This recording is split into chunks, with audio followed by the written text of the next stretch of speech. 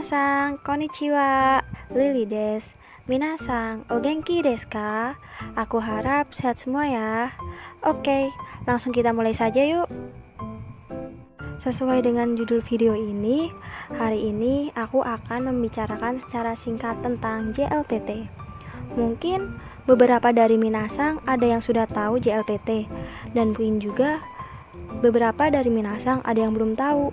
Nah, bagi yang belum tahu, kalian gak salah banget nih nonton video ini, karena aku akan memperkenalkan secara singkat apa sih JLPT itu. Yuk mulai masuk.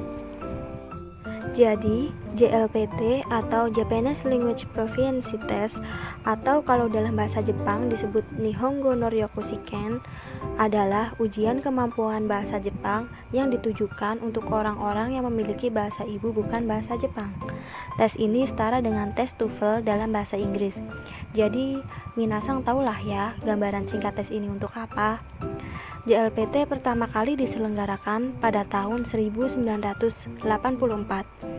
JLPT diikuti oleh peserta dari 62 negara dengan jumlah 600 orang lebih. JLPT biasanya diselenggarakan 2 kali setahun, yaitu pada hari Minggu pertama di bulan Juli dan bulan Desember. Di Indonesia, JLPT diselenggarakan di 7 kota, yaitu 1 Jakarta, 2 Bandung, 3 Yogyakarta, 4 Surabaya, 5 Medan, 6 Denpasar, dan 7 Padang.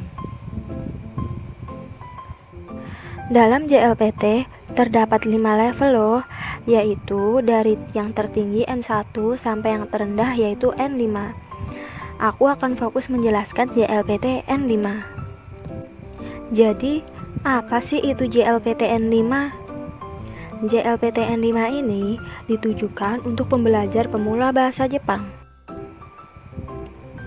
Apa saja sih yang diteskan pada N5 ini?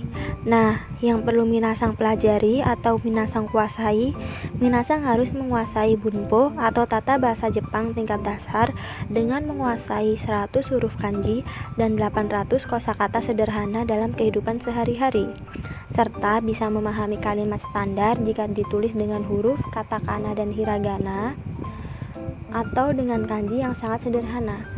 Ada 4 jenis materi atau soal yang diujikan. Yang pertama yaitu Mujigoi, menguji kemampuan peserta dalam memahami kosakata dalam bahasa Jepang dan kanji. 2. Chokai, menguasai kemampuan peserta dalam mendengar dan memahami dialog dalam bahasa Jepang.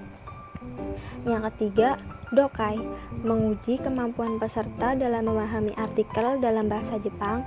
Dan yang terakhir, Bunpo, menguji kemampuan peserta dalam memahami tata bahasa Jepang. Lalu, bagaimana penilaian JLPT N5?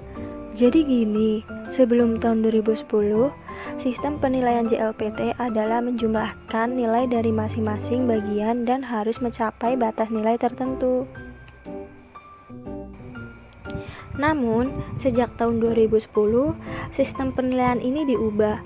Setiap bagian memiliki standar nilai sendiri, sehingga untuk lulus para peserta harus mampu mencapai nilai tertentu untuk masing-masing bagian, atau tidak berlaku sistem penilaian kumulatif seperti sebelumnya.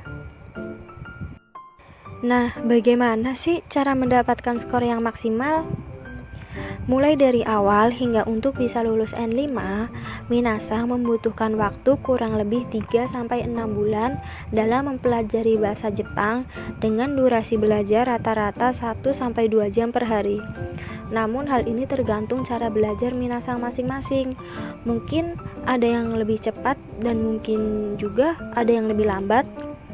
Kalau untuk aku pribadi sih, jika sudah menguasai materi, tips untuk mendapatkan skor yang maksimal yaitu sering-sering mengerjakan soal latihan. Mungkin itu saja pengetahuan dasar tentang JLPT yang bisa aku sampaikan. Untuk video selanjutnya, kita akan membahas secara singkat dan secara sederhana bentuk soal dalam JLPT dan cara mengerjakannya. Hai minasan, kono video wa owarimashita. Yeay. Untuk minasan yang sedang mempersiapkan tes JLPT, ganbatte kudasai nih. Ja, mata. Untuk video selanjutnya.